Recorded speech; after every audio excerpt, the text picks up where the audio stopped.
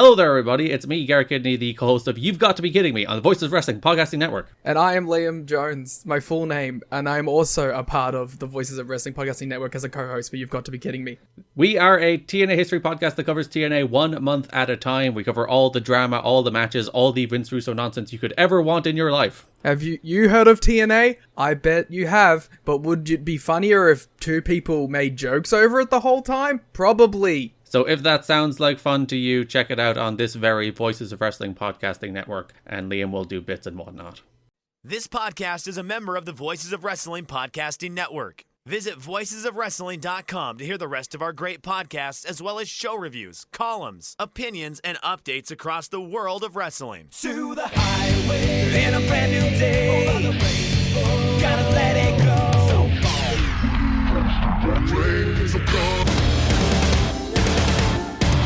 fast to finger down. Stars tonight together. Here everyone is singing.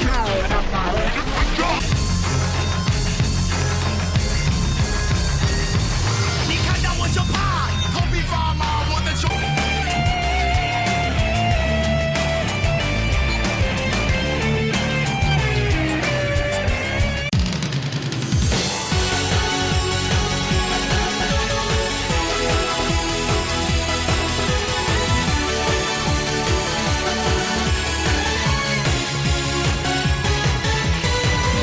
Welcome back to Open the Voice Gate for July 30th, 2024. We are members of the Voices of Wrestling Podcast Network. You can find us on the Voices of Wrestling Podcast Network feed or on our own dedicated Open the Voice Gate feed on all podcast platforms and applications.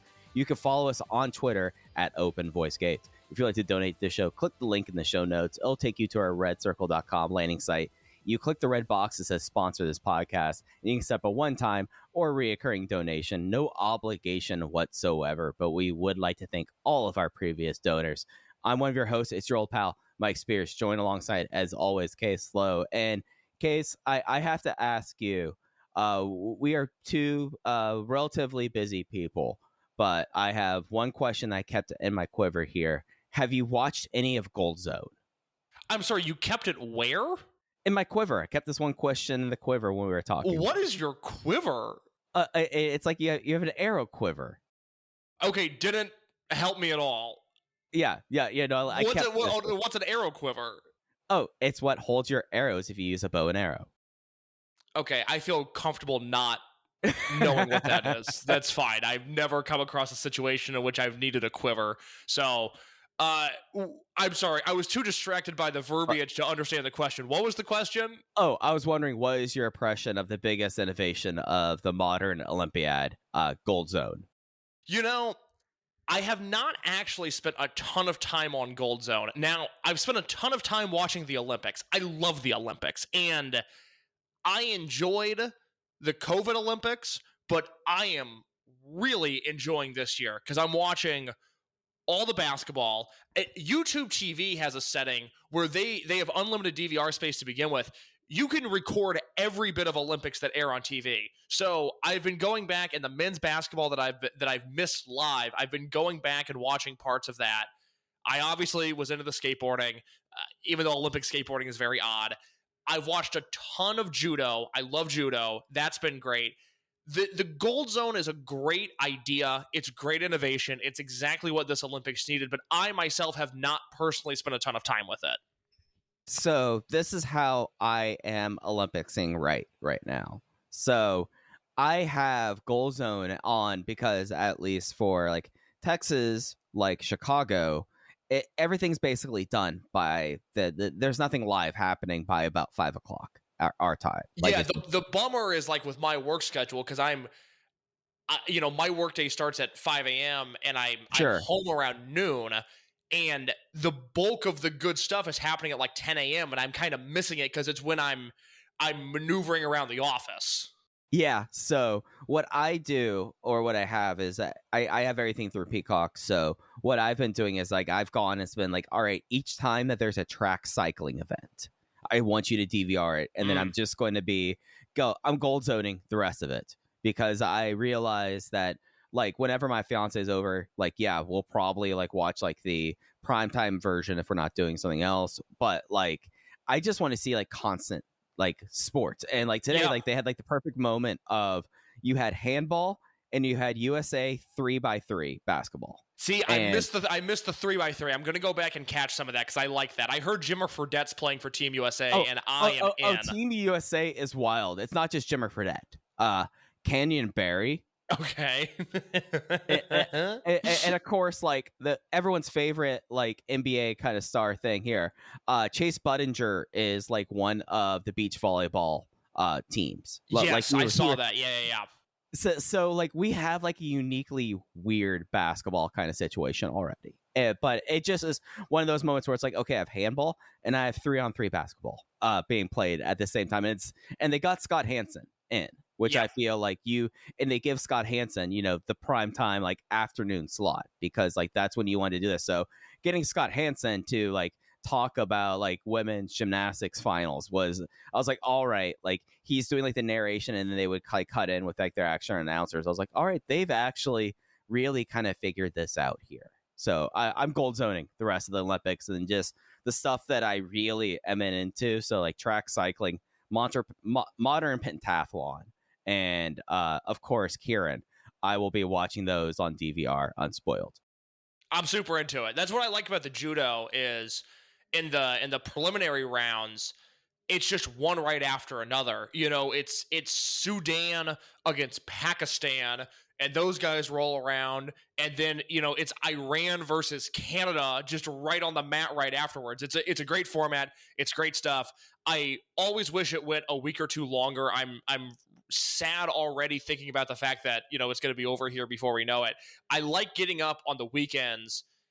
On Saturday morning or Sunday morning they were showing boxing, and again it's like 7 a.m. Chicago time. It might even be like 6:30, and I'm watching, you know, like Palestine versus Cuba in Olympic boxing.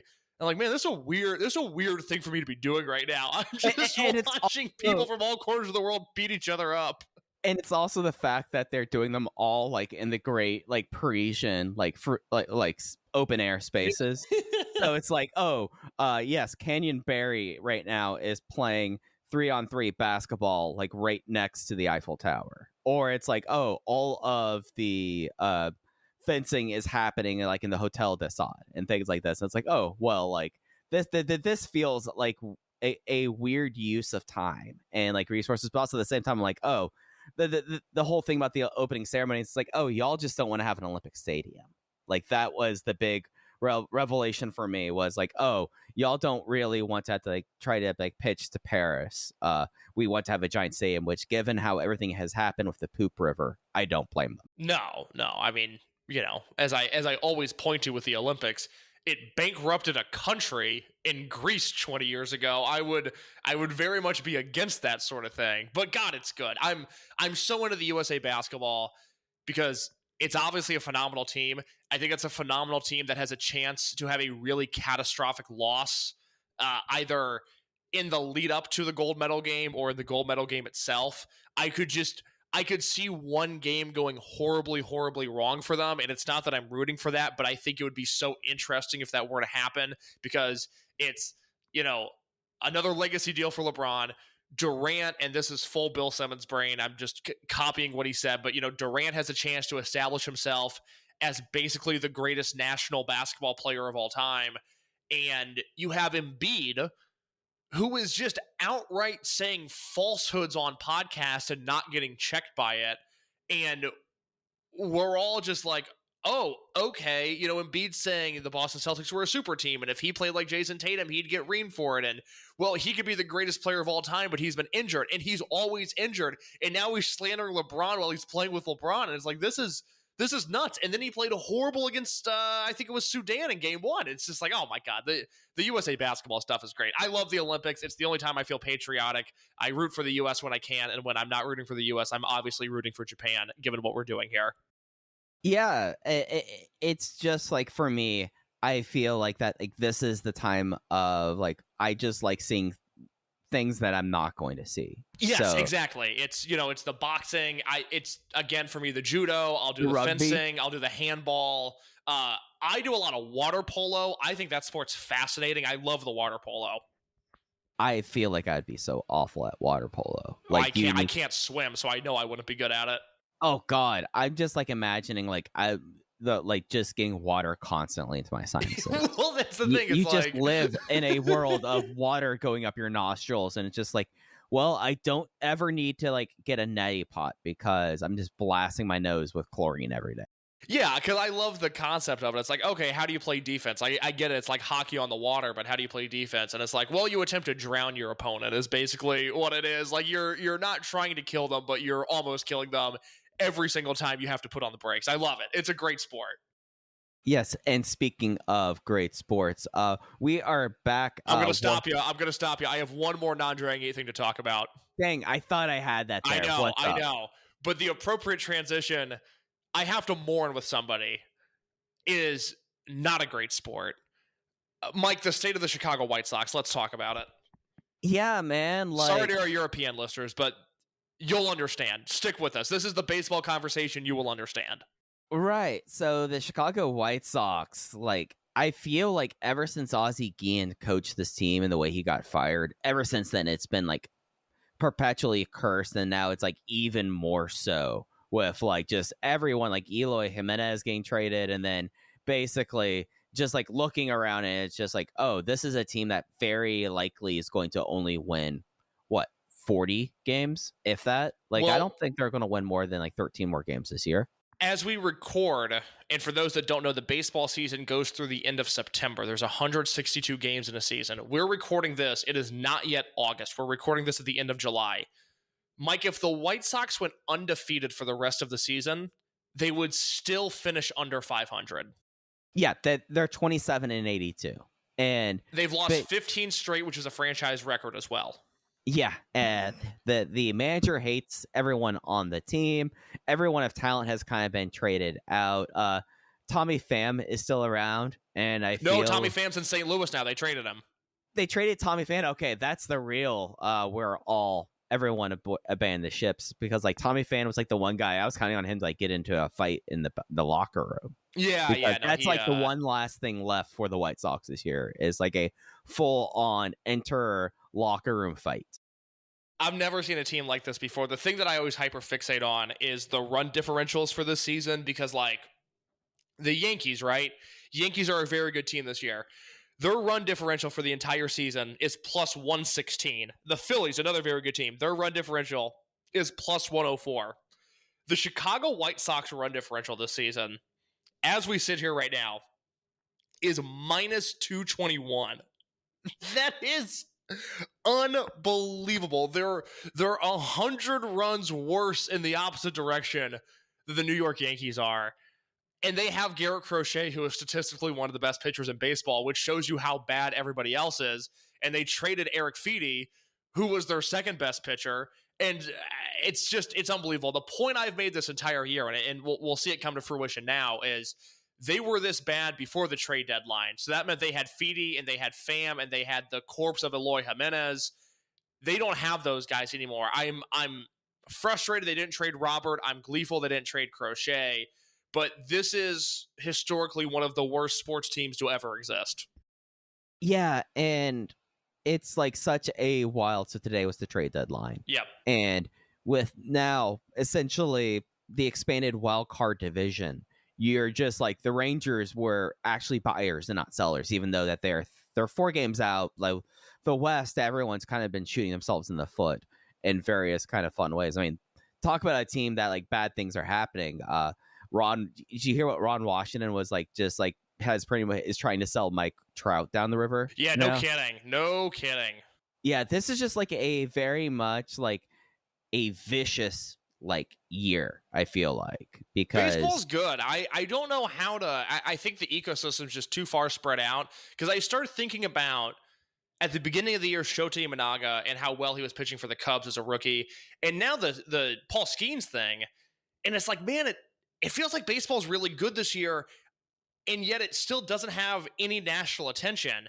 And that feels wrong. If you're, because I fell off baseball for a few years, but it's back, baby.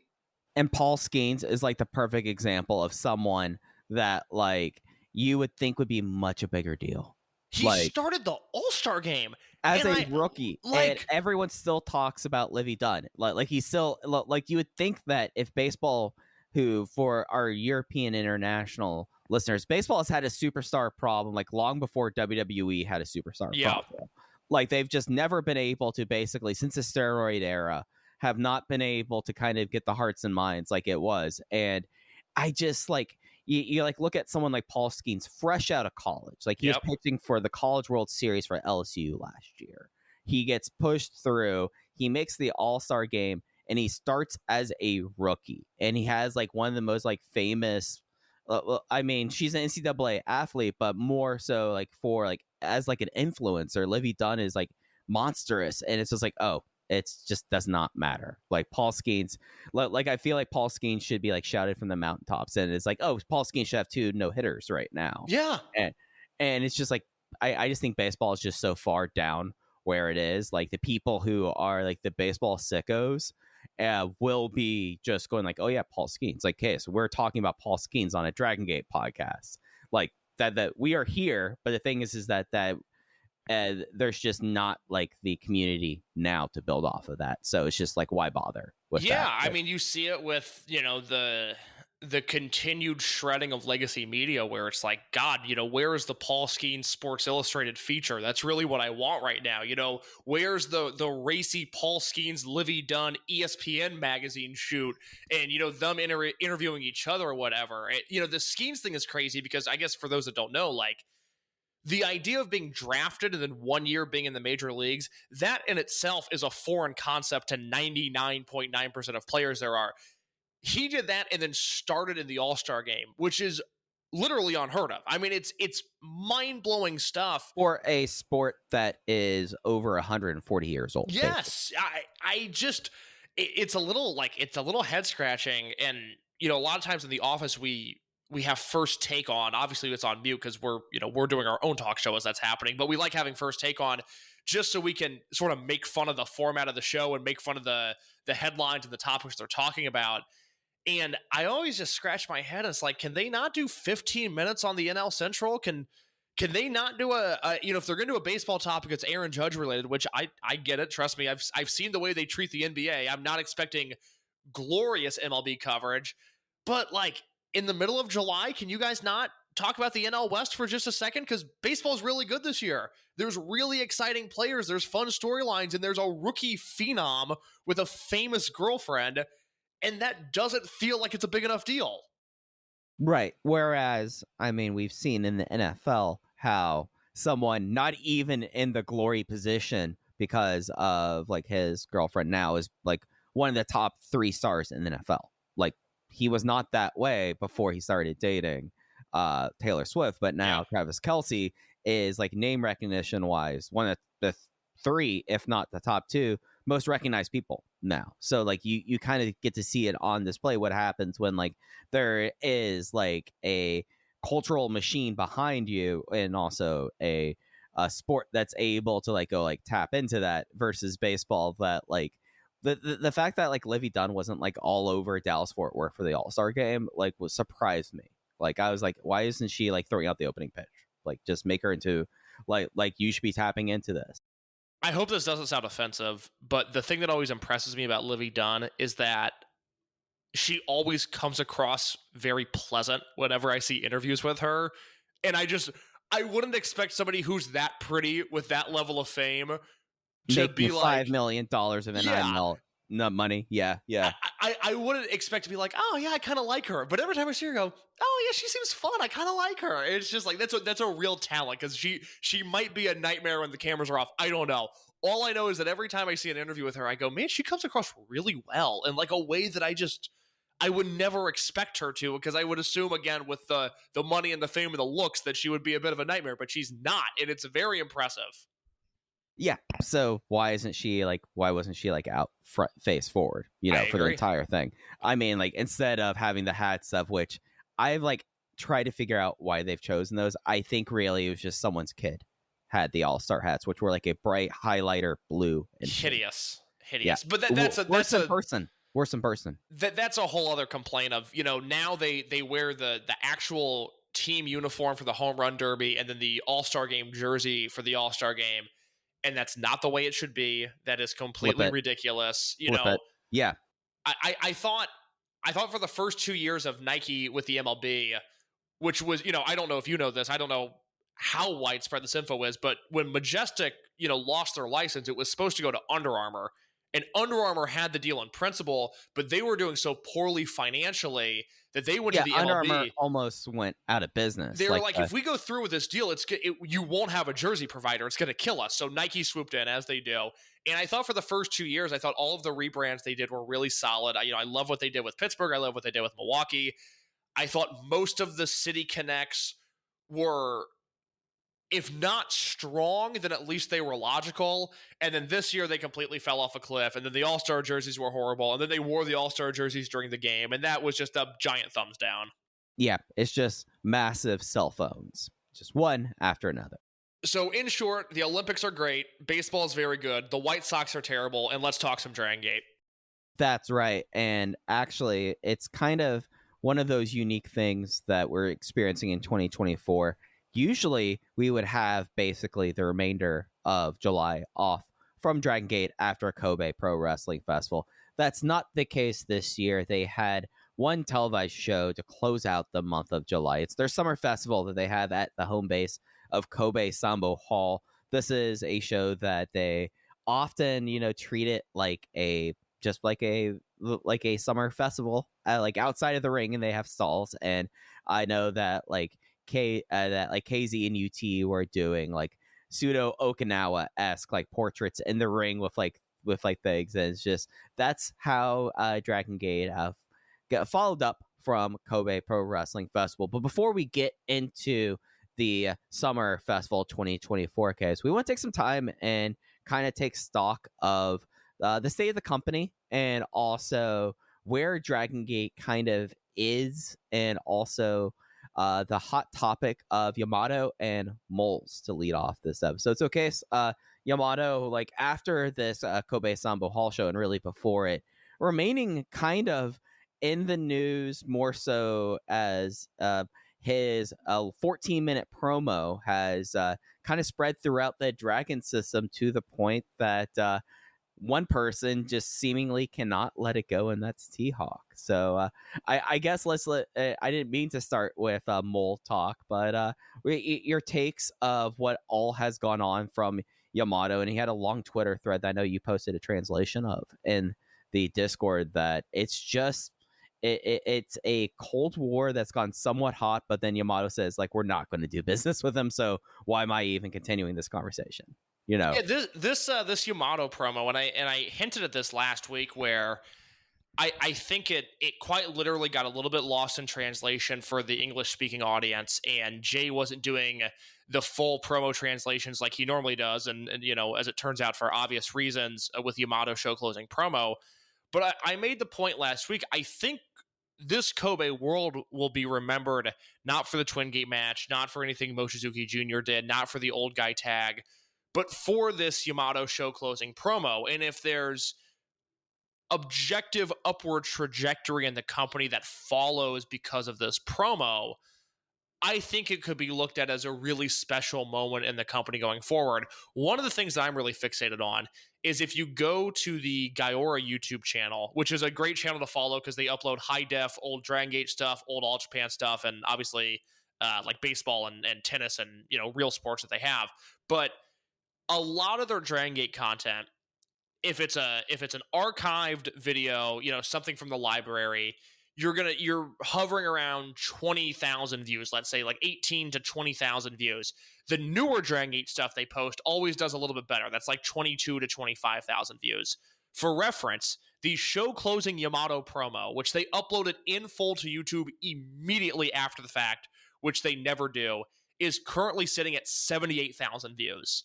This is something that made headways. This is something people talked about, widely viewed on YouTube, widely discussed among all of the Japanese accounts that I follow, which I always like to point out is a small sample size. It's not something you can base your entire opinions on, but it's something that, in the same way that if somebody from another country wanted to get the pulse of AEW, let's say, they should go to the Voices of Wrestling Discord, and you'd be able to at least glean a sample size from there. And I think the Twitter accounts that I follow, yeah, and I did the same. Yes, I did the same. Yeah, partially just through searching hashtags and finding repeat offenders, let's say, in terms of the people that are always tweeting about this, partially by asking people that live in Japan, hey, who are some accounts that I should follow to be a little bit more in tune with this?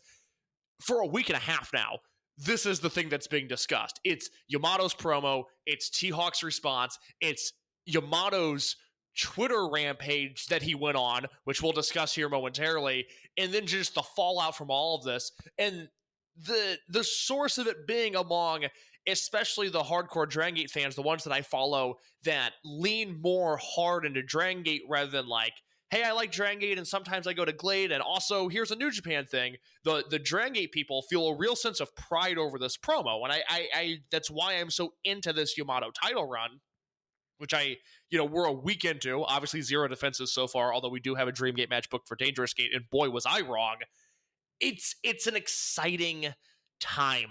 I think Yamato has his groove back. Some would argue maybe he never lost it. I think certainly for people like you and me, we've been waiting for Yamato to kind of have some bite once again, and he got it. But the main point of all of this is like, yeah, Yamato ruffled some feathers with this promo. Yeah, and it was done in a manner that I think that when like this kind of like seeps through the or the cracks, which I mean, I feel like we both kind of expected that this would be a thing that either would be a big thing kind of treated like it is now, or it would have been a thing that like it would have happened and then, we just not mention it again. It feels like that this was like a massive like vent release in a lot of ways, that for a company that like by and large, like the relationship with the other half of the Dragon system right now is just basically so bad that the only way that they work or share the same ring is because bigger companies tell Dragon Gate to get over it, basically, and say, you've got to do this. And this being like the first like utterance, and the fact that it came from Yamato, I think that those are certain things that just because it seeps through the cracks a little bit, we should really hold it to account the fact that it is Yamato, the one saying this, like right after getting his further defining 6th Open the Dreamgate win, and like with the idea now that this is a title run that I feel like in a lot of ways we are going to expect to happen about 8 years ago, but just things did not work out that kind of way, and it's not like a reset or anything. It's just, as you've made the point very eloquently over the last week, this is the right move at this point, especially seeing that, Yamato tapped into something, and that the company in a lot of ways has now really kind of gone towards the idea that the promotion for a long time always used the term family, but the fact that Dragon Gate family kind of feels like it's going to be the tagline going forward for a little bit. Like that like this is kind of like the thing of like defending the roost. And I just like I feel like over the weekend the Twitter thread kind of is the thing to kind of get into, like no matter what someone was going to say, or like who was going to be the first Dragon Gate person to utter like the G something kind of thing, or like call them out, the response, I'm not surprised whatsoever. Like that the Glade guys, like, I mean, this gives them like a level of relevance that they like, the relevance that they've not had, frankly, since they left the company. And for someone like T-Hawk, I just like, man, go right ahead, like try to make it a shoot your angle, but Yamato kind of put him in his place with that, though. I don't have T-Hawk's. Is the website called OneNote? Is that where he wrote his response? So yeah, it basically like live journal. That's the only way I can describe it, is it's like that. Right, yeah, it's a live journal like thing, like micro blogging, I would say. Like it kind of reminds me, and this is gonna sound kind of wild, it reminds me a little bit like Tumblr, like old school Tumblr. That's a good comp. Yeah. But he also is someone who does like short, like 15-minute like solo podcasts that he posts too. So I will pull up like his note if you want to pull up the Yamato translation. I've got the Yamato stuff, but yeah, please just summarize if you can real quick the point of T-Hawk's whole deal, because whatever he said irked Yamato, and obviously we've now come to expect weird late night Twitter ramblings from Yamato. He seems to be between this, which certainly has some real feelings involved, but also the Hiromu stuff from the All-Star Junior Festival last year, where it was, part storyline, part truth, as confirmed by a few different people now, where Hiromu started talking about booking this All-Star Junior Festival, and he wanted Dragongate guys, and Yamato was like, why do people only come to us when they need something cool, basically? Why is it whenever there's a special show, oh, everybody wants the Dragongate guys, but we're here doing our own thing, throughout the entire year. We're the busiest company in Japan. And it led to Yamato and Hiromu stuff at All-Star Junior Festival. So this is yet another Yamato Twitter escapade. Right. So a lot of people kind of had responses, and like the phrase that I know that you had someone do like translating. Did anyone like bring up like what the moles reference was to you? Because I did not get clarification on that. I'm sure somebody the person who translated Yamato's tweets, I'm sure they're listening, and I'm sure they will send me a note of what T-Hawk was referring to with the moles to get further clarification there, and I'll drop that in the Discord if that person gets back to me.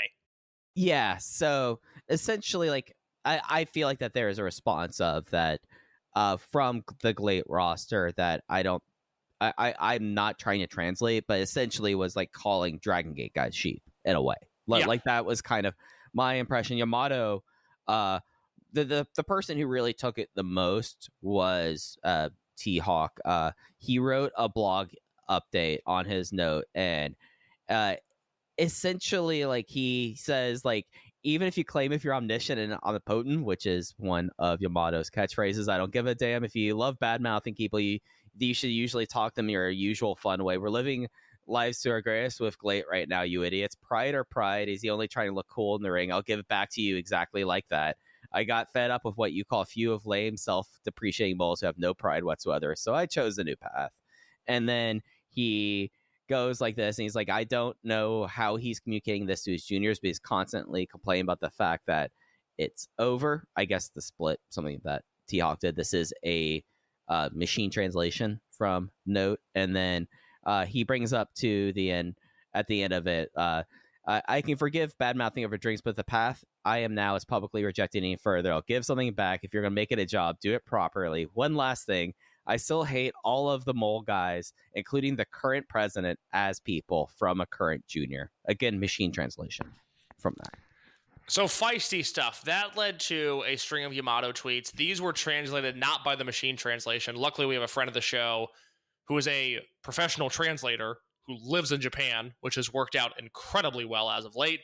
And so Yamato sent out a bunch of tweets. I will read them all in succession and treat it like a paragraph rather than a bunch of individual tweets here, and then we can go from there. So Yamato said, just thinking back on things when I dislocated my shoulder, that person, i.e. Shima, had an injured neck, and so we both missed a lot of shows.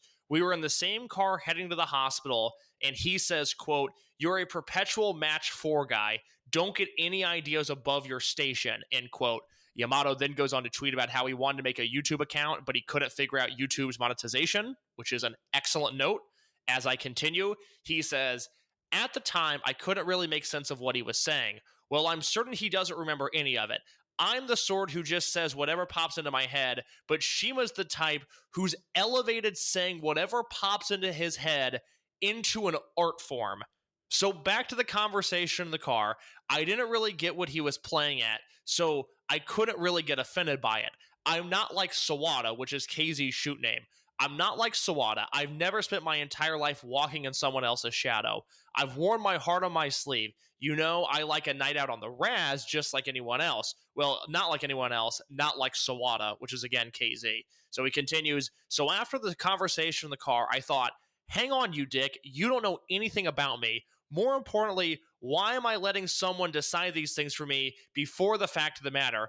I'm a bit recalcitrant, and it lit a fire in me, and we carried on that in Real Hazard.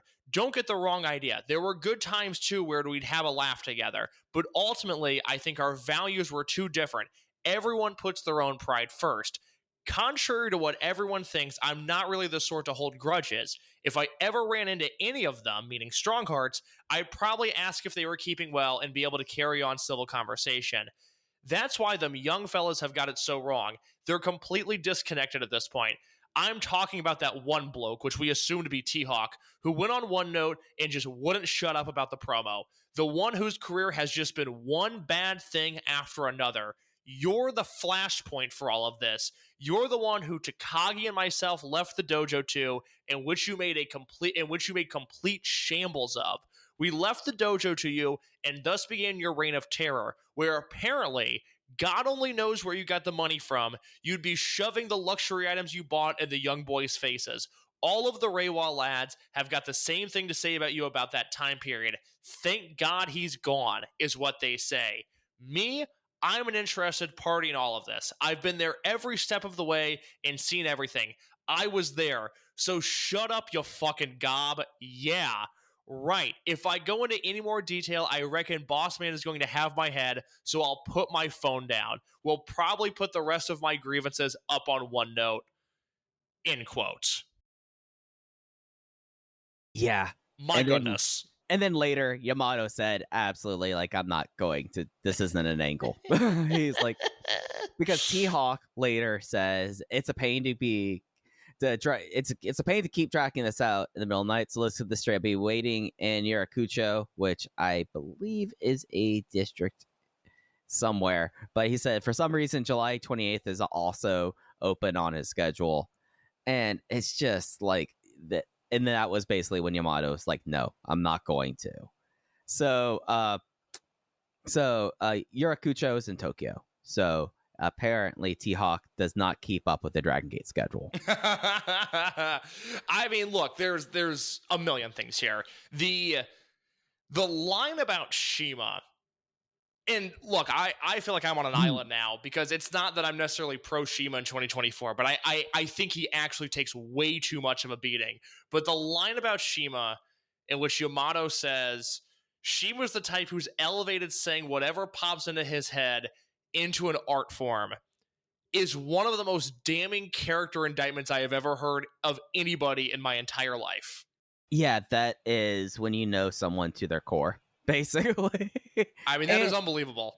And I think it's kind of like, it's worth noting that he does corroborate things that Takagi and Tozawa have said about Shima and Shimaism, as it were, and the idea of how the dojo was left to him, that Shima thought the company would absolutely fail. So they left it to T-Hawk, and the luxury good things is the thing that I'm just kind of like raising my eyebrow about, because that's like very specific. Oh, the whole dojo thing, and this partially pertains to my interest. You know, everybody that follows Dragongate has their own thing that they're interested in, and I am specifically interested in the dojo. Anybody that's been over there that speaks English, I hound about, you know, what goes on there, who does what, and, you know, thankfully... I think you have a spreadsheet of who was the dojo dad at any given point in time. I've certainly tried to keep up with that, because that was part of the Ishida thing from a few years ago that, unfortunately, nobody would listen to me about, including people that are on this very website, where, like, Gamma and Kness and Super Shiso were listed, and, you know... they had Kaito Ishida's back, and it's like, well, wait, hold on. Those guys haven't been to the dojo in years. The dojo, at least at that point, was Casey and Maria who were the people that, by my understanding, were sort of the figureheads. They're like, all of this information's out of date. Why are you listening to this internet troll? You should know better. I digress. But, you know, for me, the dojo is the most interesting thing. And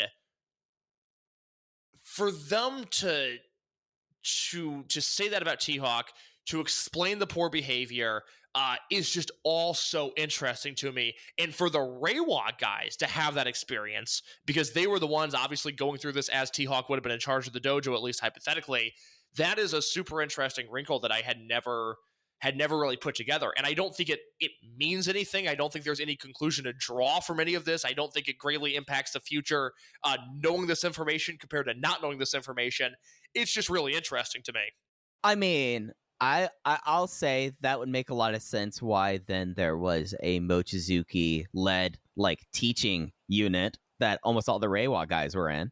That's goddamn, that's an interesting point. Because he does not do that often. No, and that was always like Mochizuki Dojo was always a tough unit to review because they were young guys in Dragongate specifically, and so you can see these guys get better, with every single match they have.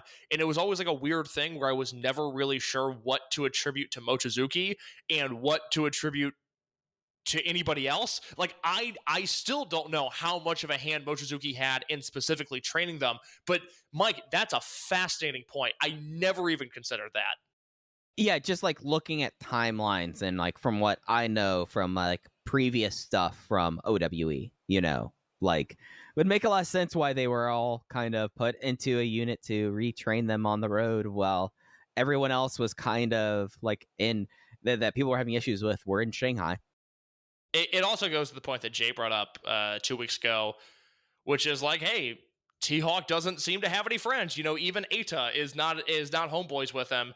And for Yamato to say, the other thing about T-Hawk, that he's the flashpoint for all of this and he's really the great divider, is that's got to be a heavy thing for T-Hawk when his head is the pillow at night, is to think that, Shima and I guess to some degree Okamura really went out on a limb and made a point to have this be the guy. But I mean, he's so clearly not the guy.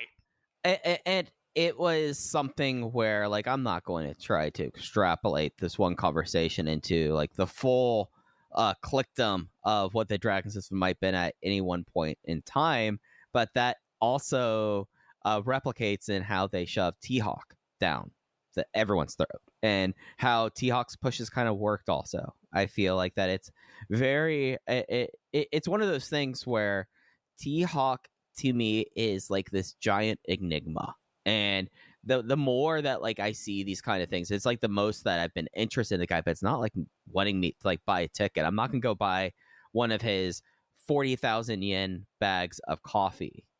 Like I just like find it's like what is it with him? Like not to quote a 20-year-old show, but it's almost like Ann Veal from Arrested Development. Him? Really? Him? So yeah, no, like he's and like that kind of goes through like stuff that at least I've always kind of heard like, oh yeah, no, he was the one that had like the dark mark that no one ever really wanted back.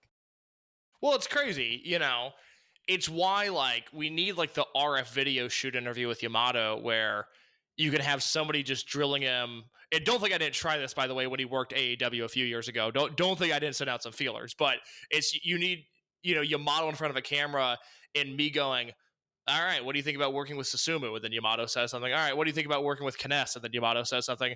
What do you remember about working with T-Hawk? And then you would just hope that Yamato would unload at that point, because now it makes me want to go back and rewatch their Kobe World main event, which I don't know is probably the weakest Kobe World main event of all time from 2018. 2017. Yeah, was Yamato and T-Hawk. Yeah.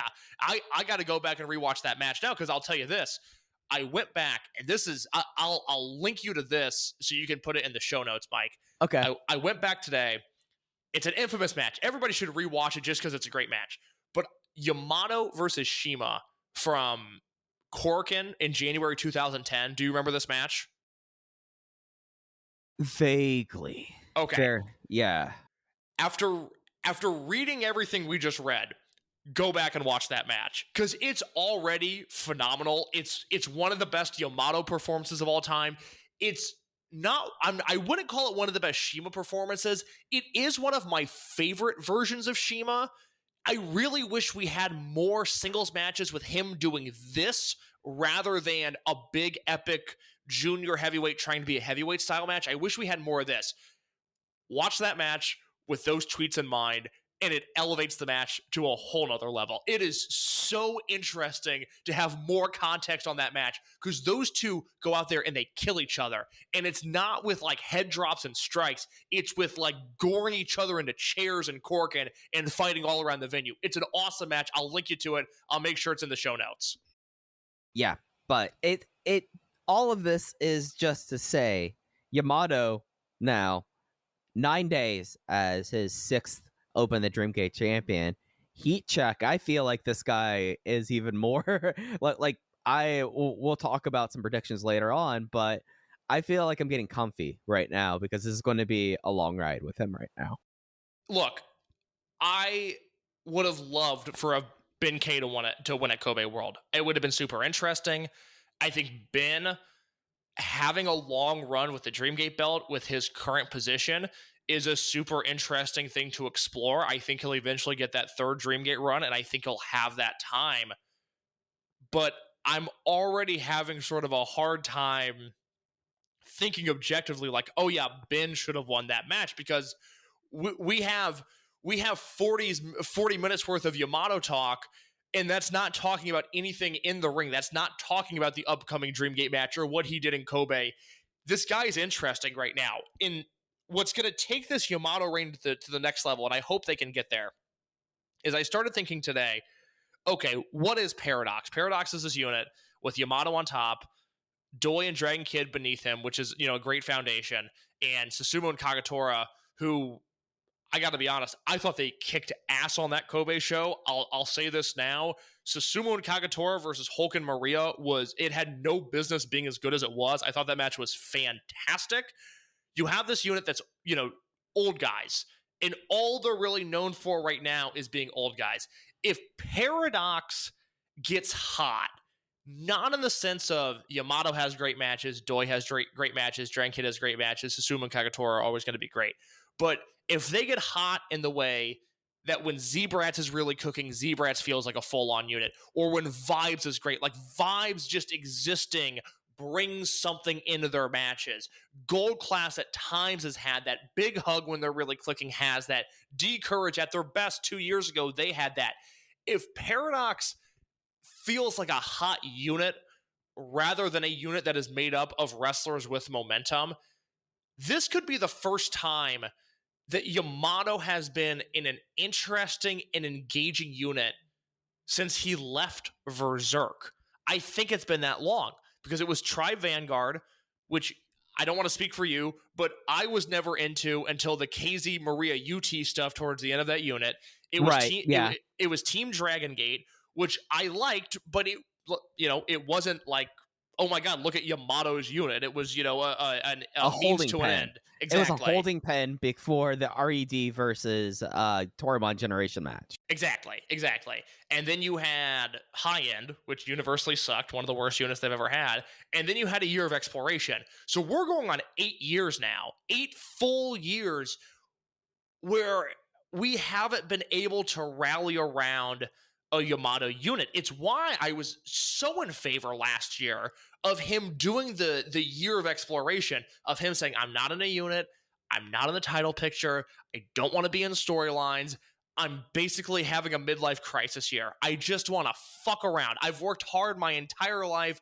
Let me have a year where I buy a boathouse and I do my thing. That is essentially what 2023 was for Yamato. And now he's back. And it's not that the concept of this unit is great. It's not. That's my reservation with it. But a few different things are lining up to where Doi and Dragon Kid are doing what they are. Susumu and Kagatora are always going to be good. And now Yamato has this momentum that he hasn't had in such a long time. There's a chance that this becomes a really special unit given who's all involved here. And it could be the thing that eventually, ultimately, and I think this is in play here, tell me if I'm wrong, this could completely change Yamato's legacy. This Dreamgate run has that level of stakes to it. Well, I think that's absolutely the case. I mean, look at what was supposed to happen in 2016. Like, you go back and say, the last time that Yamato was in a unit that felt like it was at his level, like it was in the, we didn't have moments of like, Yamato's in this unit. Like, come on, Yamato. Like we said that constantly since 2016. And a lot of that is the fact that at the time felt like was going to be the run, the Yamato run. And if you look at how that title run went and how long it went and all the defenses and how it ended, it was kind of treated like that. But you had 3 months of basically spinning the wheels because of a tournament, and then one of his peers leaving the company. So this is the chance for him at his age right now to finally get what we all expected was going to happen in 2016. And I think you compare and contrast Tri Vanguard and Paradox in this scenario. And I think you look at Paradox, and the thing that kind of struck me watching this show and watching Yokosuka Chome, reuniting on the as like a second from the top Kobe Sambo Hall match against Hulk and Maria, and you're just like, wow, this is a unit that like already had all of this history. That it's like, oh, you're throwing a Kakatora and Susumu tag match on a show now, and now it's not just like, hey, original Jimmy's reuniting. Now it's like, okay, we're playing off of the history now, and it's something that like every month when the company comes through Tokyo or comes through Kobe, comes through Osaka, wherever, that there's a chance that you get to see these things. And I think that getting to see Doyama, getting to see Daifly, getting to see like just like you take the 5 guys in that unit and you go like, oh my god, there's a lot of legendary tag teams here. And I think that that's like a unique scenario that allows Paradox really to get this runway that they could very quickly become one of those kind of company or is in the orbit of this promotion or of this unit, because it's just they have such a rich history at this point already. How many times over the last few years, from high end on, has there been a great Fukuoka card or a great Kobe card or a great Osaka number 2 card, and there's 7 matches on the show, and it's like, oh, match 1 is the young guys, and that's cool. Match 3 looks super good. Oh, match 4, look at that natural vibes tag. Oh, matches 5 and 6 could be awesome. And then Yamato's in the main event, and it maybe forced isn't the right word. It feels like the default setting is like, oh, you're going to have the super hot show, and then here's a Yamato 6-man tag to bring the folks home. And we understand why it's there. We get it, but it's the least exciting looking thing on paper. The difference now, and I thought it was evident in the Kobe main event, is that in the high-end universe and beyond, like, again, Yamato's kind of been the default setting. He's the guy that ends a lot of these shows, but he feels off in his own universe. He doesn't feel like he's within the fabric of this promotion. And when he wrestled Vibes, it was Dragon Kid, Doi, and Yamato against Shimizu, Strong Machine, J, and UT, Dreamgate and Twin Gate versus Dragongate, which I thought was really good booking for a show like this. The thing that I liked, and maybe you felt this way too, but it seemed like Yamato was in the thick of it. It's really exciting. It's why I'm so bullish on this title run, is I just feel like he's back to being Mr. Dragongate in a way that is not a default setting. It's an earned position. And, I'm curious from his perspective. Like, I would love to sit down with Yamato and go, is 2017, is that what you define your career by? Are you happy with that Dreamgate run? Because you and I certainly aren't, and I would think most people listening to this, even if they loved the Mochizuki match, let's say, or the Shingo match that kicked off the run, or the Tozawa match, or even the Hulk match from Korakuen that we talked about last week, there were high points there. But I mean, I hate that reign with a passion. It's just, it was not an enjoyable time of Dragongate, and it was not an enjoyable Dreamgate run. And I kind of dreaded the fact that we would have these really fun shows, and then at the very end, we'd have to watch a Yamato match, and it just wasn't any fun. And I feel like, once again, to reiterate this could be a legacy-altering title run, and it doesn't hinge on Yamato's performance. It doesn't hinge on who Yamato wrestles. I think, by and large, it really hinges on what is Paradox going to be, and can they form a greater identity than what they have now. And I feel like, at the very least, as of July 28th in Kobe, in this main event, we saw a Yamato who felt more possessed and kind of more in command than of that title run. And you saw pretty easy chemistry, I felt like, in that match, especially the closing stretch with him and UT. So he pins UT for Galleria. But this was after, like, the moments for the passion. That was one of the louder pops I think I've heard in that building since crowds cheering was allowed back. Well, it's obvious that at least the grouping of Paradox is working. I mean, I talked to a bunch of people that were at Kobe World, and people that have gone to recent Korakuen shows or the Osaka show or Sambo Hall. We've had pretty widespread coverage of at least one person I know being at these shows that I can ask intel on, and I'm always curious about merch. And it's Big Hug stuff and Hyo stuff, and it's the Paradox stuff, and specifically the Dragongate and Naruki Doi stuff that's really selling right now from what people tell me. It leads to a greater talking point, which can be folded in not only with Yamato's run, but also the Twin Gate situation, where I think we have to recalibrate our thoughts in general on the younger generation and what Dragongate is doing with the Reiwa 6, and what does Yamato's Dreamgate run mean for those guys? It means nothing. They're telling a story here. The story is that Yamato watched the Reiwa guys have the title for a year, and the story is that Yamato said, wait a minute, I'm better than them. I can be Dreamgate champion again. And that's exactly what happened. And they're in the middle of telling this story. And if everything goes well, it will not only be beneficial for at least one of those guys, whether it be Minoura or Shun or Yoshioka, but in a perfect world, it's beneficial for all of them. This is something where I think you can get a lot of mileage out of this, but I will reiterate this point. Yamato's title run is not an indictment on Ben K or Shun Skywalker or Yuki Yoshioka or any of the young guys. It's part of a story, and I think we're all losing sight of that. And I think that when you lose sight of it, you're kind of forgetting the logic of like, all right, we had a year where Kakuta was cemented, Shun Skywalker continued, and then also along the same lines, Ben getting his groove back, all of those sort of things. And it's not like that progression is a straight line. Like that's always like a thing that if you ever read like a coaching book, which they're usually pretty bad, I feel like, because coaches pretty much say like the same thing, and a lot of it boils down to like the sheer power of belief and how you get that belief in a way. And it's in a lot of ways, it's like, oh, Yamato is still here. He's still great. This is not a Tanahashi situation. This is a, hey, I realized that what I missed in this company was me on top, and he's still only 42. Like, that's the other thing. He has not turned 43 yet, and out not in his 20th year in wrestling. He's still, in a lot of ways, still, I mean, yes, Yamato has less years in front of him than behind him, but it's not I really like hazard, like even like bothering comparing it to like your Mutos or like if Tanahashi was like in a situation like that, just because of just ability and the fact that after the 14-minute promo, it's like, oh, now everyone knows that Yamato wanted to be Dreamgate champion, not just because Dragongate missed Yamato. It's that he feels like he's the only person who can be the one that leads him back to full buildings. And it's just like, oh, okay. And that's a full story in of itself that does not even involve the Reiwa 6, if you think about it. And by the way, there's truth to that. Yamato's still the biggest star they have. He's their biggest draw, and the Reiwa 6 ideally will surpass him at some point, but it's still a larger story that they're telling.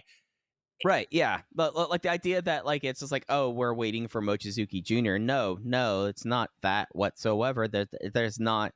If anything, you get to have like, wow, all right, Kakuta now is going to get Kakuta versus Yamato in a newer kind of building, and that's at a show that traditionally like Yamato Dreamgate matches at Dangerous Gate traditionally go really well. And it's usually one of those things that I feel like that often we see the best of Yamato in that situation.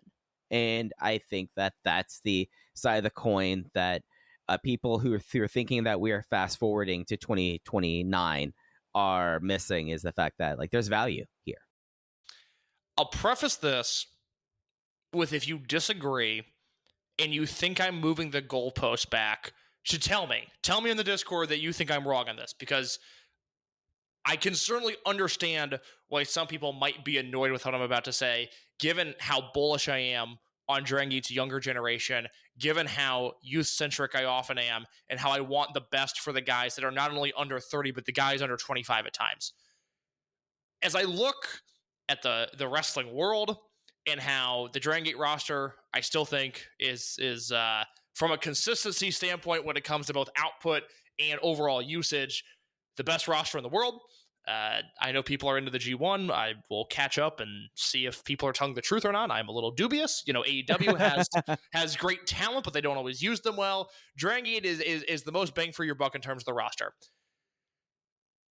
What is the argument against not having Yamato be your Dreamgate champions? One thing, but Dragon Kid and Naruki Doi as your Twin Gate champions. What is the argument against that? Because I listened to Rich on his Flagship Plus on the Flagship Patreon, and he pushed back at my review a little bit, which I appreciated. I enjoy talking about Dragon Gate on this granular of a level, believe it or not. But he pushed back on what I said in my review about how it's not an indictment on the younger generation because Yamato's your champion and Dragon Kid and Naruki Doi are your Twin Gate champions.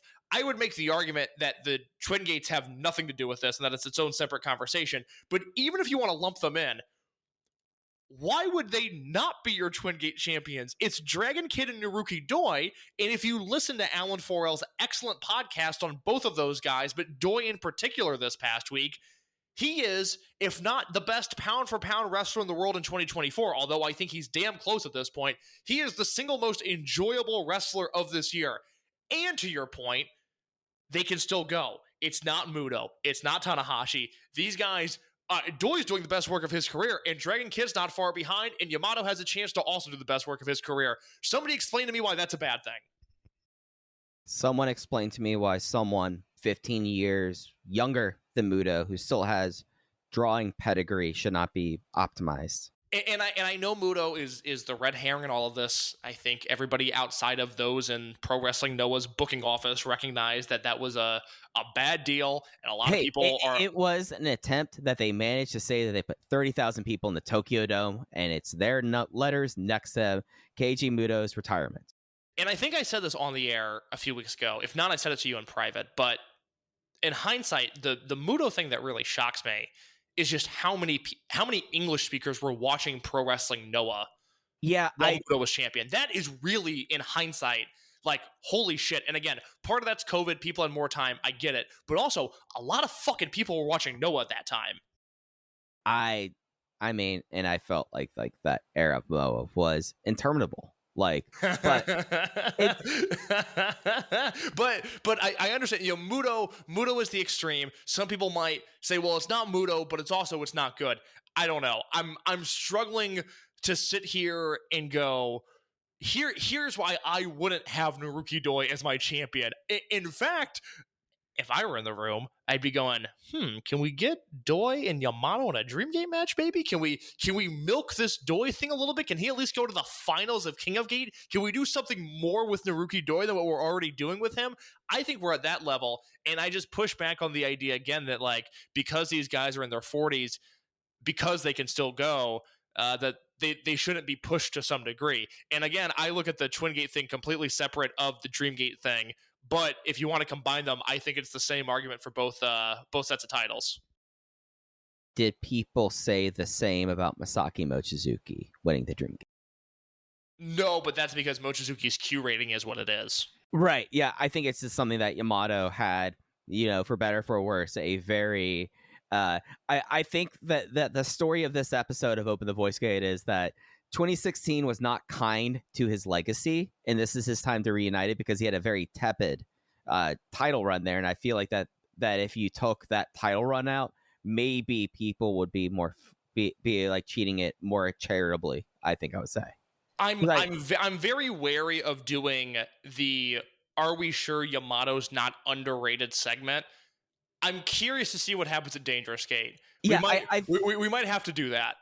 And I'm curious for all of the baby with the bathwater that I've seen. Like, how can you make that declaration right now until, like, you see how this title run goes? Because who's to say, if Yamato loses the title and then the houses go to, like, 2,000 for Kobe World 2025, then we have a real conversation about that. But until, like that there's actual evidence that this is the wrong move. I just think that it's a lot of kind of squawking when they're doing essentially the exact same thing they did during Blood Warriors in Junction 3.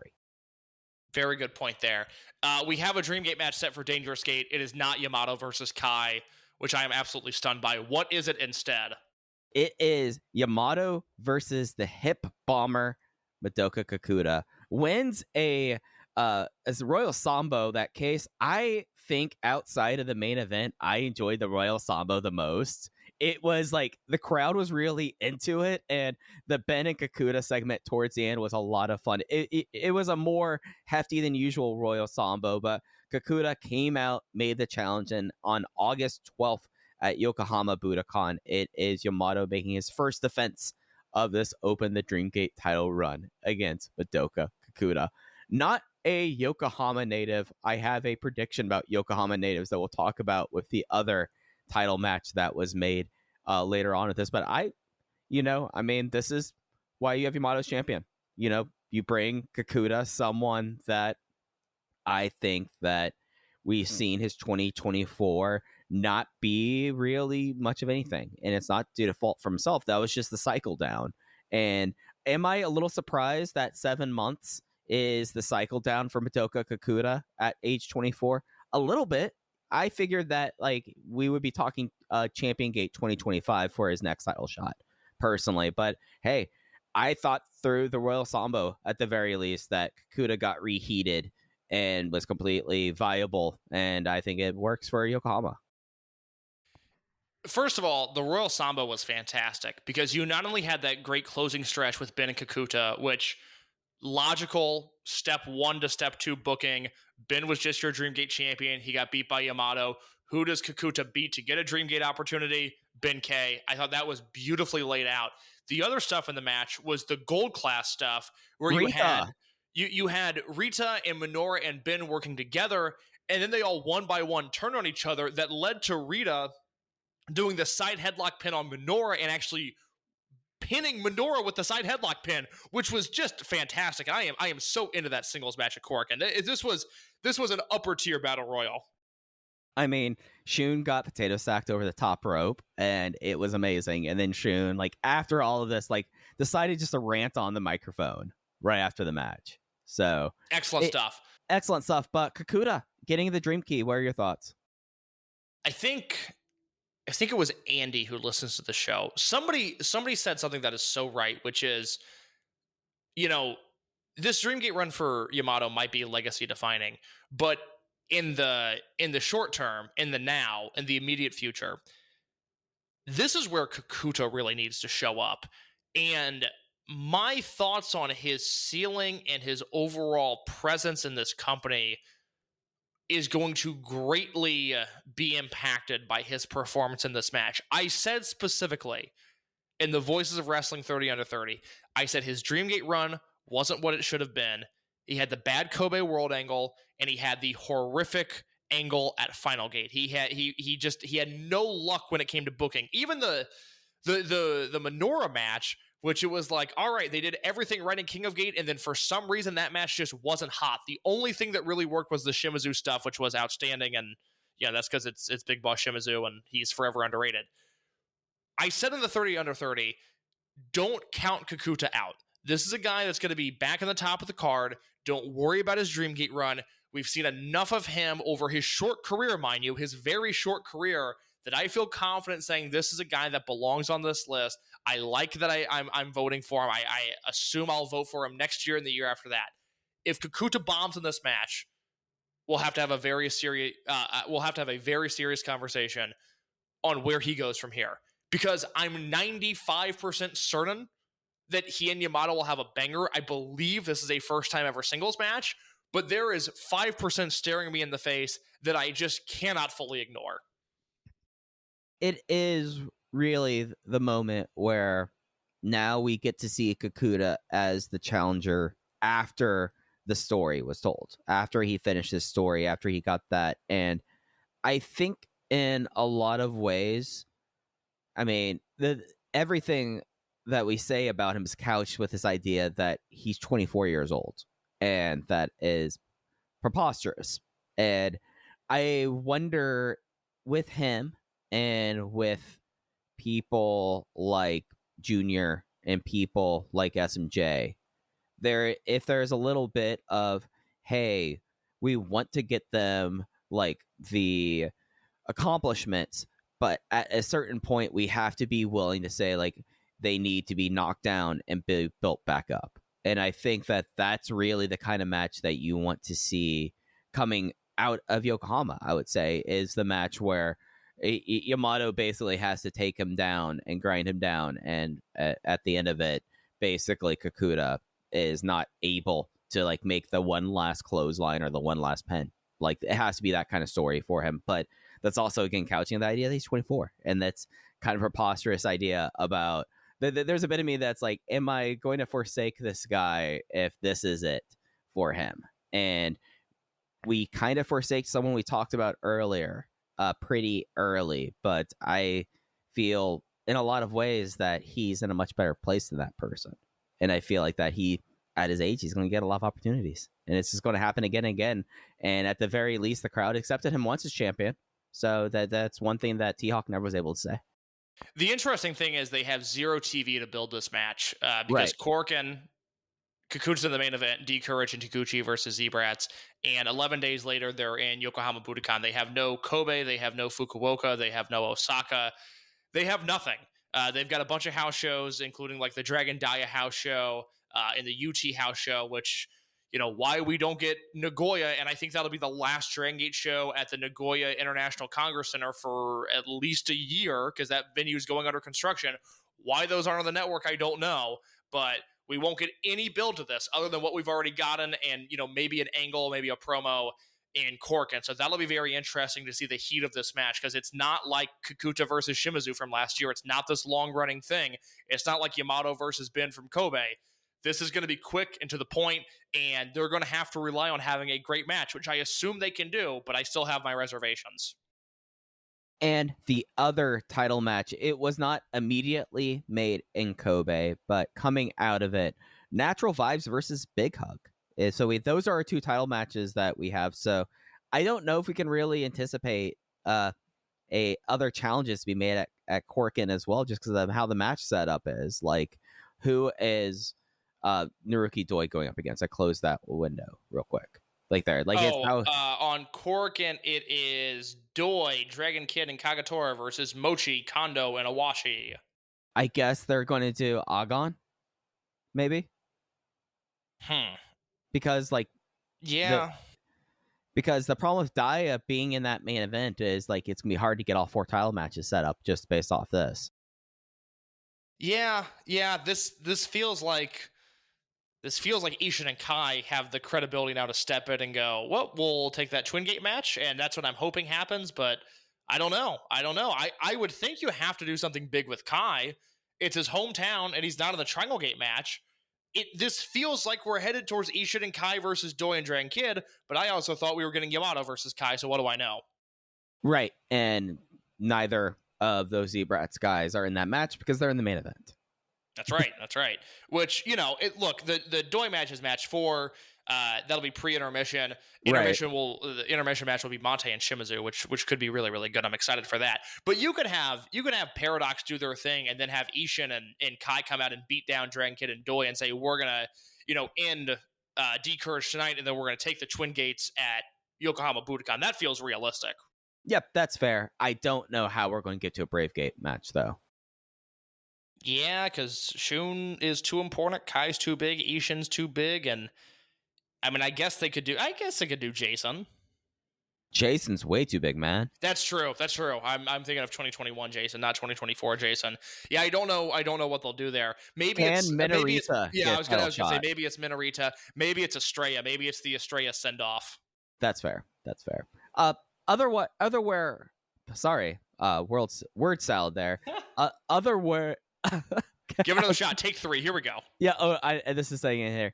Elsewhere. There we go. Why did I go other? Elsewhere on the Kobe Sambo Hall show, we got Yokosuka Trome, the original Jimmys, Susumu Yokosuka and Kagatora versus BB Hulk and Maria. It was a Gura Makakari out of a Maria Kiss attempt. And for someone that we heard is not going to be a full-time wrestler. Maria, this basically was a handicap match because I don't remember much of Hulk in this match whatsoever. Okay, it's funny you say that because I actually was going to say, while Hulk was in the match, I thought he was great. We somehow got 2 really good Hulk performances in the span of a week. I'm not alone in thinking this match way over delivered, right? I was 3.5 on this. When like you get to the closing stretch, I felt like that the payoff they did for Maria kissing Susumu, the crowd was up for everything, and I mean you would have thought Choshu was coming out the way they reacted to it. It was a fantastic pop. Yeah, that's the thing about this summer festival. Like, if you find yourself in the greater Hyogo area after Kobe Pro Wrestling Festival, these summer festivals seem like a blast to go to. And I didn't see an attendance number for this, 560 or so. Okay, it seemed more full than a normal Sambo show. Right, 562. Yeah, and when they did it in Osaka last year, it drew a great house in Osaka. So this is a gimmick that works. Yeah, and I think elsewhere you have I think like getting to see like Yokosuka Chome, like we talked earlier about why I think Paradox works, and it's the fact you have like these teams here, and in a little bit you got like maybe Hulk didn't resonate with me because everything was like so geared towards Maria, but it felt like in a way for like this festival show you had this match that felt like straight out of 2017. Yeah, which I thought was neat. No, I really enjoyed it. The whole show was fun. You know, we talked about the main event, we talked about the semi-main, we talked about the Battle Royal. I thought the opener once again had some really, really fun junior stuff, and more importantly, I will say it every week until they do something about it. Get Daiki Yanagiuchi in a unit. This guy is too good to just be working opening matches in front of with random old guys. I have as a note here, just knee my dad in the head. It works every time. I like that. That's so now good. Junior's. That's Junior's offense. Whenever he's now going to be facing off against his dad, I'm just going to try to knee him as much as possible. Yeah, I was 3.5 stars on this too. Like I was equal on both of these tags. I thought that it was a pretty strong night. Like the new Kung Fu Master stuff did not do much for me, but no, yeah. But that's I'm glad you said that because I was just going to gloss over it. The original Kung Fu Masters delivered so far above their pay grade that this is the natural come down. This is kind of what that unit, I think the intent was always for this unit to be the way that it is now, and it just so happened that they found magic with Jason and Jackie. Sure. I love the idea of a localized unit. Quite honestly, I wish they did it in all of their main markets. I wish there was a Fukuoka unit and an Osaka unit and even a Tokyo one with like Mochizuki would be really cool. I love this concept. This feels right. This feels like this is where Kung Fu should be, and that the last 2 years before this, they were just way over delivering on their promise. Yeah, that's fair. Est doing a rope run 450 splash. That was a neat finish on that, though. Yeah, but a very fun Kobe Sambo Hall show closing out the July. Let's go through that Korakuen show. We kind of talked a little bit around that, but as we've mentioned, the main event of this show is D Courage plus Ryusuke Taguchi. This was the thing that I did not like calculate when this was announced. The fact that now like we're going to get an entire ass-based promo about him and Kakuta right before his Dreamgate shot. That's going to be the final moment that we have leading up to Dangerous Gate. I gotta be honest, that sounds great. I think he better like be like Carl Anderson over Maria. Like that's why I'm wanting it. Like he should be just like obsessed with Kakuta. I could get burned, and we'll talk about it next week. Obviously, I am bullish on this Taguchi appearance. I think this could end up being a lot of fun.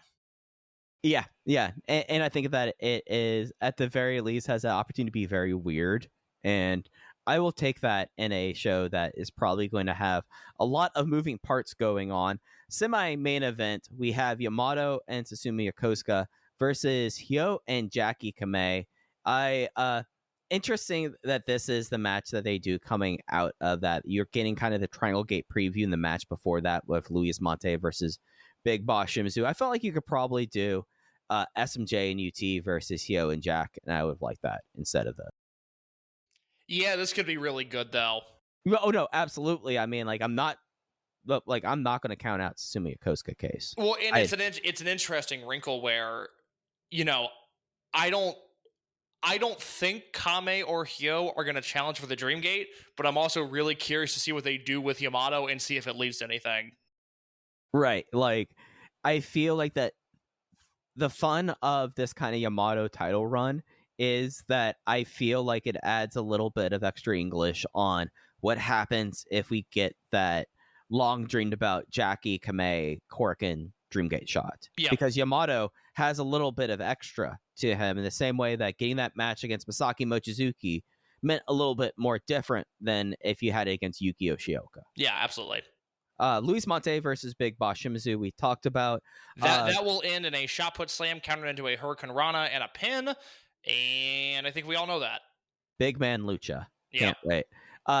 Paradox versus Agon, DK, Doi, and Kage versus Mochi, Kondo, and Owashi. The match that everyone has been kind of circled since it was made. Kota Minoura versus Minorita. Match 3. If everything goes the way that I think it should, this will be one of those classic Dragon Gate shows where there's 2 hours of wrestling and one show closing angle that takes 50 minutes. That feels like that's what we're in store for here, with not only the Taguchi, Kakuta, Yamato stuff that you alluded to, but also what the hell are they going to do with Kota Minoura? Right, yeah. I like the fact that it's put at match 3, so you get this done, it gets out of your mind, and then suddenly someone in a Z mask pops up in the main event. You know? Yeah. Like, as you said, 2 hours of wrestling, 55-minute angle. Perfect Dragon Gate Korakuen, if you ask me. Match 2, this could be the send-off match also. Ultimo teams with La Estrella and Juta Miyawaki, which is another reason why I think this might be the send-off match, versus Don Fuji, Punch Tobanaga, and Daiki Yanagiuchi. Are they going to send Juta off to pasture and say, give us your boots, you can no longer wrestle? I mean... We didn't talk about the Buyuden show. Sorry to cut you off. I definitely gave you a window to talk, and now I'm just going to talk over you, which I do apologize for. It's very rude of me. But Junta had the best performance of his life on the Buyuden show. I had that on my backlog, and I was almost like, oh, we're past this. I'm not going to talk about Buyuden. I've not seen that show. Oh, dude, you got to watch it. All right. Oh, no, it's really fun. Yeah, it just was the time that it happened. Of course. No, yeah. The opening match is Junta and Owada versus Daiki and Fuda. I like Owada. I really like Owada. Look, the stuff that you would think would be good is good. It's the young guys. It's Flamita and Monte versus Alpha Wolf and Dragonbane, which 1000% lived up to the expectation. I saw the gifs of that. Yeah, that match kicks ass, and then the main event is really, really fun. All right, I'll make time for that then. Yeah, you won't believe how good Junta is in that match, because you and I both know that Junta Miyawaki is a horrible professional wrestler. I personally make myself laugh every single time I think about the phrase that I coined, which was Junta doing lucha at gunpoint, which is what it looked like anytime he wrestled in Mexico. He's not good. I don't anticipate him ever being that good, but oh my God, was he good on that show. I just think it's funny that he's around. Well, that's you know, it's yep. It's certainly salt in the wounds for some men that he traveled abroad with. Look, for those that don't know, and I say this with 95% certainty, Junta being booked on the show is the closest a wrestling booking has ever come to a subtweet that you are not welcome here. I will leave it at that. Again, one day we can maybe tell the story that you and I have 99% confirmed that I've never been able to fully get confirmed in a way that I feel comfortable talking about on this show. But Junta being on this show does not feel like a random occurrence. Yeah, we're going to send $20 to Aaron Bentley before we do that show. The opener for Korakuen is Natural Vibes, Strong Machine J, KZ, UT versus Gold Class Benkei, BB Hulk, and Mochizuki Jr. Does kind of feel like that those Benkei and Jr. in a lot of ways, even though that Daiki and Jr. fun team, does kind of feel like the focus is kind of went away from them in Sambo Hall in a way that kind of allows the focus to be pulled to Minoura versus Rita. I like that Junior and Strong Machine J are going to get to go at it one more time. Oh God, yeah, because I can't wait for like 5 years down the line and SMJ and Mochizuki Jr. still hating each other. Yeah, no, it's great stuff. Now, on-air production meeting real quick, Mike. I have 10 minutes max, so we're going to have to change around the show sheet here.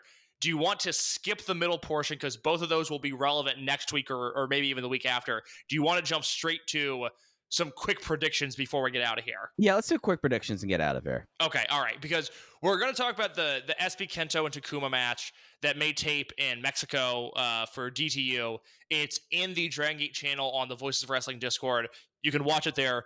We'll try to talk about that next week, and then we were going to talk about Pac and Arena Mexico because I assumed it was going to be a one-off, but he's back this Friday, so we'll hold off on that as well. I mean, when you make a clip like that he had made, a Bastardo, he's going to be like, I mean, he's going to. Didn't they name him to the Grand Prix too? No, just Claudio. Ugh. The Grand Prix, let me see if I can find those real quick, because the Grand Prix, which was a top 10 match for me last year. I had the International the Grand Prix. The Grand Prix Cibernetico always rocks. Yeah, because last year was like all the LA Dojo kids that were still there. So it was like TJP and Kevin Knight. Kevin Knight, who was so good in Mexico. Yeah. Just a bunch of really, really fun things. Let me see if I can find it real quick. Damn, where'd it go? Let me pull up Cubs fans. I was hoping I was going to find it in the Discord, but I couldn't. So let me command find Claudio real quick. And it is Ikura Kwan, who's an MLW guy. Contra, yes. Yes. It is Flip Gordon, who I have nothing against Flip Gordon on a personal level. He's a dumb guy, but wrestling is filled with dumb guys. He's not the exception. I know he's doing what a lot of people think is good work in CMLL. I have a mental block to where I just cannot. I don't want Flip Gordon in CMLL. There's nothing wrong with his work. I don't have opinions on him as a person. When I turn on CMLL, I don't want to see him. So I hold that against him. That's not fair to him. He's not allowed to be in the Marco Corleone role. No, you're absolutely right. No, I'm with you on this. It feels weird. Like Griffin Peltier, who is a great mind for wrestling, a great archivist, and somebody that is also really into CMLL. Griffin loves the work that he's doing. I'm pretty sure it's Griffin. I hope I'm attributing that to the right person. I get it. It's just mentally I can't wrap my head around it. So it's Quan, it's Gordon, it's Rocky Romero, it's Robbie Eagles, Kyle Fletcher, Mansoor, Akira, who is also from MLW, Davey Boy Smith Jr., Yota Tsuji, and Claudio Castagnoli. God, how does Davey Boy Smith Jr. get that booking? I don't know. I don't know. He will not fit in that match. Oh, he'll be awful in that. Mansoor, I feel like Mansoor can get super over for. I feel like I'm getting pranked with Mansoor. He just keeps on showing up. Like, I don't watch a ton of promotions anymore. Mansoor's in all of the promotions that I watch other than Dragongate. What happened? What am I missing? I think that this is like the weird, rare WWE crossover thing that I think actually works a lot better out of WWE. All right, I'll give it a try. Them versus FDR was actually really entertaining. Okay, all right, good to know. That's good to know. I like that. Do you want to do some second half predictions before we go here? Right. So we have I have 3 of them. We have our second half predictions. My first one's a really safe one. I believe that Yamato will be champion into 2025, and I can be convinced that he will be champion leaving Kobe World 2025 too. My prediction, my first one, is going to piggyback off of that, which is that Not Hug will be Twin Gate champions heading into Final Gate. I can't promise they'll retain them at Final Gate, but I think we have our Dream Gate champion and our Twin Gate champions set through the end of the year. I like that. My next prediction, next SEAL unit, 6 members: Shun Skywalker, Jason Lee, Ishin, Yoshiki Kato, Kota Minoura, and Minorita. Oh. Yeah. Not just it was something that came to me as I was looking at the Korakuen show card today. I was like, what if it's not that we're expecting Kota to just completely lose it and snap, and then Rita would be like, I took your name and all that. What if Rita's like right on board with him going evil? It's like, nah, you're my guy. I'm with you with it. And that solves a lot of problems in the next heel unit and the issue they always have with heel units and membership and lost posts. That's I did not consider that. That is a good idea. Hey, I've got one more real good one. Okay. All right. My number 2 prediction. We talked last week about how Hyo has yet to have that career-defining match. My prediction number 2 is that Hyo will be the focal point of a top 10 match of the year contender by the end of the year. That doesn't have to be a singles match. It could be a Twin Gate match or a trios match where he is the guy that everybody is talking about, and it is a top 10 match of the year contender. Could that match have already happened, though? No. Okay, so the cage match is out of the question. No, because I look at that as a Kame match more so. That's fair. That's fair. All right, my third one. Our next big show, Yokohama. We've been speculating about where they were going to put the hometown guys in Yokohama. And we thought that, hey, Kai has been away from the Dreamgate picture, and Yamato versus Kai, I guess we're going to redo this thing, in case we didn't think about that fact of like redoing Yamato versus Kai. Mm-hmm. But there's another person from Yokohama, and that's Strong Machine J. And before I give this prediction case, what is one of the biggest things about Dead or Alive each year? Dragon Kid loses in his hometown. I think that Strong Machine J is going to have and this is going to be not just a 2024 prediction, 2025 prediction. I think that like we're probably going to have like a long-term storyline of Strong Machine J getting beat in his hometown. I think that he'll lose. Right now, I think Natural Vibes drops to Big Hug. Now you get the Triangle Gate on Big Hug as a 3-person act. That's great. And then, the fact that he lost at Gate of Bayside to Kai pretty convincingly. And then we have Gate of Bayside coming up in January. And what if he gets another title match? I think he's going to lose again. And he's going to lose again. And this is going to be the thing is, let's see our hometown guy win in Yokohama. But that's going to be 3 or 4 years in the future. Get ready for a big Seaside Strong Machine J losing streak in his hometown. I'm into it. I think that's very possible. That feels very real. I like that. What's your next one? All right, my final prediction before we go.